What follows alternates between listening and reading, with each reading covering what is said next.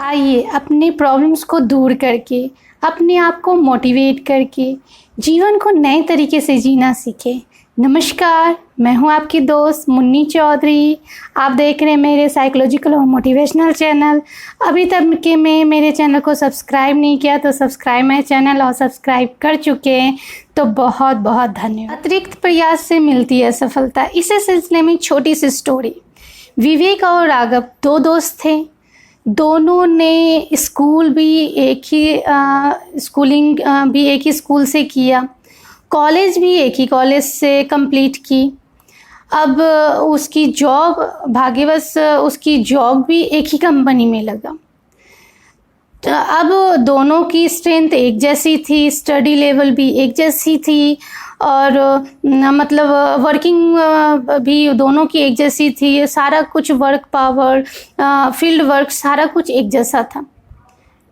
लेकिन जब प्रमोशन की बात आई तो बॉस ने प्रमोशन सिर्फ विवेक को दी, राघव को नहीं दी। तो अब एक्चुअली जब विवेक को प्रमोशन मिली तो अब राघव के मन में यही बात चलने लगी कि ऐसा कैसे हो सकता है, जब हमारे वर्क पावर सारे स्ट्रेंथ एक जैसी है, क्वालिफिकेशन एक है, हमने सारा कुछ एक जैसे कर रहे हैं, तो मुझे प्रमोशन नहीं मिला और राघव को, विवेक को क्यों मिला।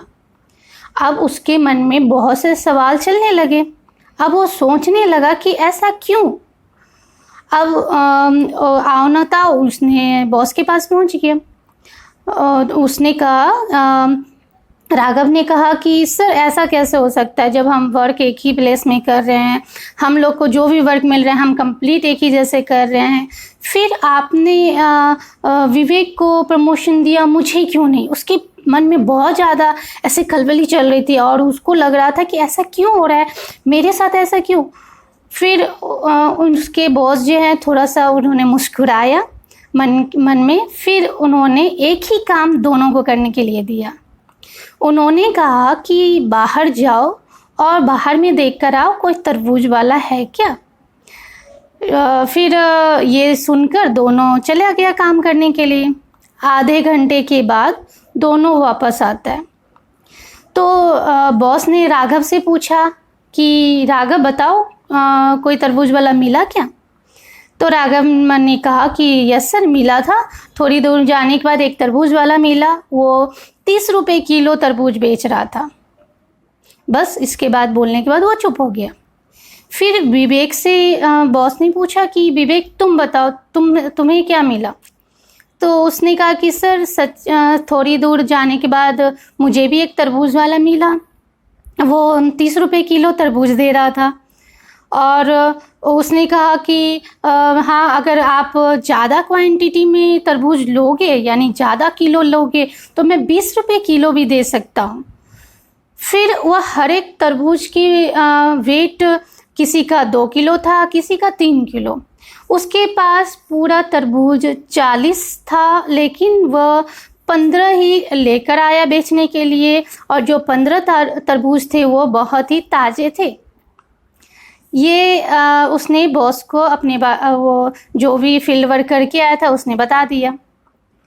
अब राघव को बिना बताए उसे समझ में आ गए कि उसके अंदर या विवेक और राघव में क्या अंतर है, यानी राघव में क्या अंतर है और विवेक में अंतर क्या है। राघव ने वही काम किया, सिर्फ उसने ऑब्जर्व किया कि तरबूज वाला कहाँ है और कितने किलो दे रहा है। लेकिन विवेक ने वही काम किया कि उसने एक चीज़ देखने गया, लेकिन उसके साथ जुड़े हुए हर पहलू को उसने ध्यान से ऑब्जर्व किया, पता किया, उसके बाद आके उसने बॉस को पूरा क्लियर बताया।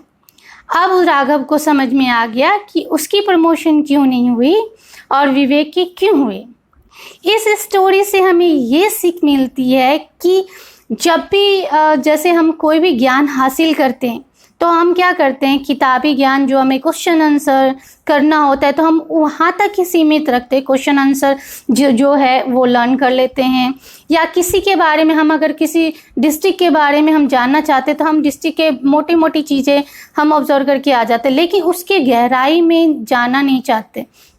अब जैसे कोई घड़ा बनाता है, अब घड़ा बनाता है तो हमने क्या किया, मार्केट में गए और घड़ा बना बनाया मिल गया, हम खरीद लिया हमने, लेकिन हमने उसको पूरी तरह से नहीं, कितने में वो घड़ा उसने बनाया, कितनी मिट्टी लगी या फिर उसको कितनी मेहनत लगी रहेगी, में हमने बारीकियों को चेक नहीं किया।